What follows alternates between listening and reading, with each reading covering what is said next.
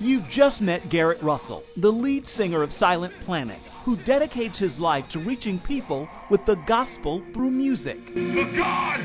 Now, meet the man behind the scenes who's reaching out to Garrett. You just did your interview with Garrett. You know, Garrett's the face, and everybody wants to talk to Garrett, and that's great.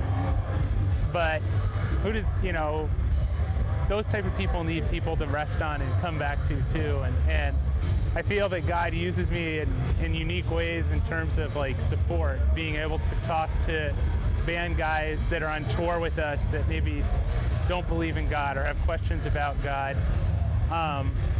They seem comfortable talking to me as well.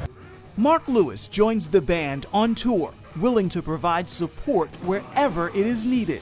I've been out on the road pretty much, I guess what would be considered full-time, for a little over 3 years.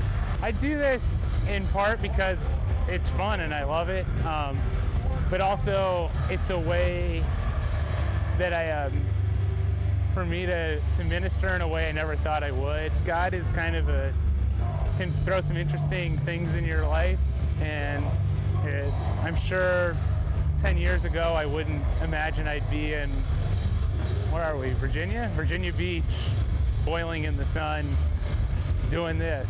And Silent Planet isn't the only band he's traveled with. Obviously traveled with Silent Planet, I'm here with them. I've traveled with Phineas, I've traveled with a band called Norma Jean, I've traveled with Sleeping Giant, I've traveled with a band called Saving Grace. I'm sure I'm forgetting a few more. His supporting role has ranged anywhere from selling t-shirts to the tour's traveling chaplain.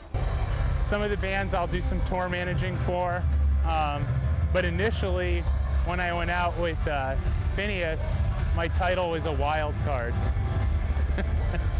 We'll just leave it at that. Ultimately, his goal is to be a one-man support system, hoping to make life on the road a little easier to handle. We actually left home, I guess it's been a little over 2 weeks ago.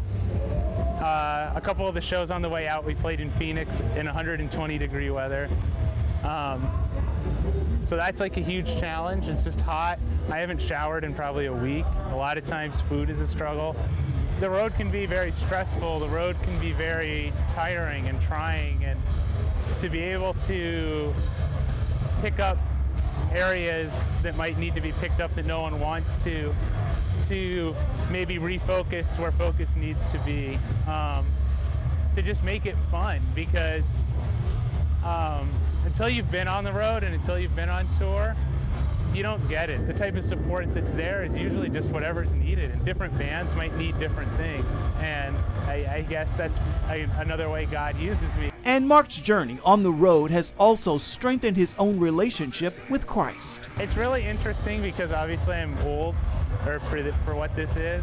I'm just kind of to a point with my relationship with God where it's just like, whatever, dude, let's just do this, God's, I guess, taught me a lot. God's taught me to be patient.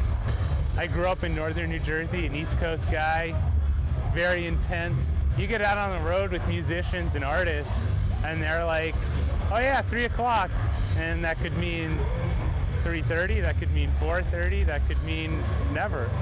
So I think God's kind of used a lot of that to help grow me and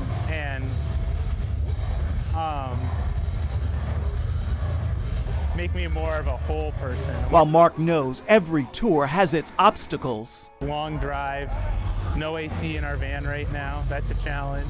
I mean, you name it, there's challenges, In the end, it all kind of works out, and that's awesome. He also knows for a lot of these people, you might be, or the band you're with might be the only face of Christ that they have in their lives. And while I can speak personally, I'm not always perfect. Who is? You do your best, and God does awesome things.